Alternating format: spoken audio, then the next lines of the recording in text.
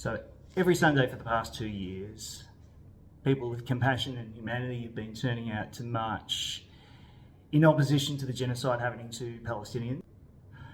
And one thing really to be mindful of is the intersectionality of all protests, that, for instance, compassion doesn't stop at one people, one group, that when we start marching, for example, for Palestinians, we suddenly realise that there are so many others who suffer, and it is an intersection of different causes that we march for. And you'll see flags that are Indigenous Australian flags. West Papuans with the Morning Star flag, Kanaks, Tamils, all refugees, LGBTQIX, trans, everyone who has experienced oppression and erasure is represented and marched for. And when we say we march for Palestine, yes, we do, but we march for all. As one of the chants goes, once Palestine is free, we are all free. We can't free one people without freeing others. So this Sunday, 12th of October 2025, marked exactly 2 years since these particular wave of protests and marches had begun. And it's been an unbroken sequence of protests in our city. And it also marked the coinciding of the first tentative stages of this next ceasefire, which we hope will hold.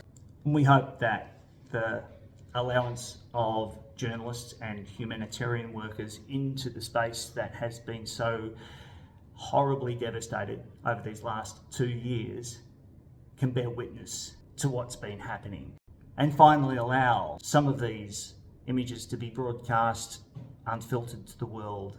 But this Sunday, after this space of the Melbourne State Library was emptied of people as they progressed along the march throughout the route that was taken, within half an hour something really weird happened. In the space that was occupied by all of these people, we soon saw this. About 30 or 40 far-right agitators who reoccupied the space that was only half an hour earlier occupied by pro-Palestinian supporters. A handful of people did stay behind from the march, as happens every single week, running stalls, selling lemonade, stickers, posters, raising money for families in Gaza, raising money for humanitarian aid to be sent there, and raising awareness of the genocide that's continuing to happen. This group of far-right agitators were actually escorted by police. Those whom the Victorian police escorted in included people with Australian flags, Zionist flags, and were of a particular nationalist fervour, yelling abuse at the pro-Palestinian protesters who were there manning the stalls. And interestingly, the police weren't facing them, but were facing us, as though we were the problem. One woman manning the stalls turned to us and said, "Why are the police facing us? Are we safe?" And that question, am I safe, kind of sums it all up. It sums up the way that the police framed their escorting of the Zionist protesters into our space, and it frames the way that the media portrayed it. This picture is from the ABC. Notably, it crops out all the police, when in actual fact it looked like this. This is what was cropped out. The police escorting the protesters up, facing outwards towards the pro-Palestinian people, while allowing abuse to be hurled at pro-Palestinian protesters.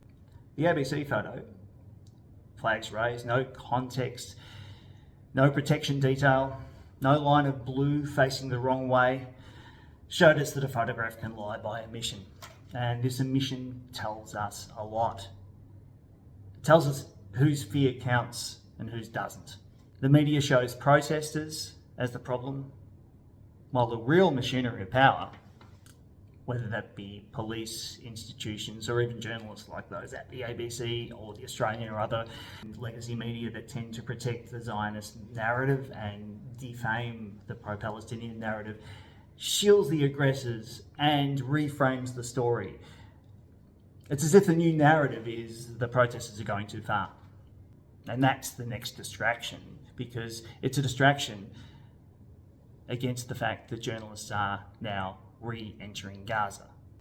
It's a distraction from the images they'll bring back, the cities turned to rubble, the faces of children, the evidence of what's been done in our name.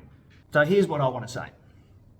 As someone who's taught young people to look closely at questions, to see what's left outside of the frame.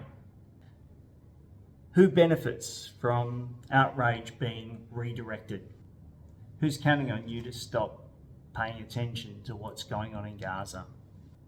Because our eyes are needed here, not on distractions, but on the truth. And the truth is that people of conscience are standing up every single week for a ceasefire, for humanity, for a world that doesn't look away, or looking directly at the world's atrocities and saying, no, we don't want to accept this anymore. So don't be fooled by what they crop out. Look again and keep looking until justice is no longer something that we have to demand.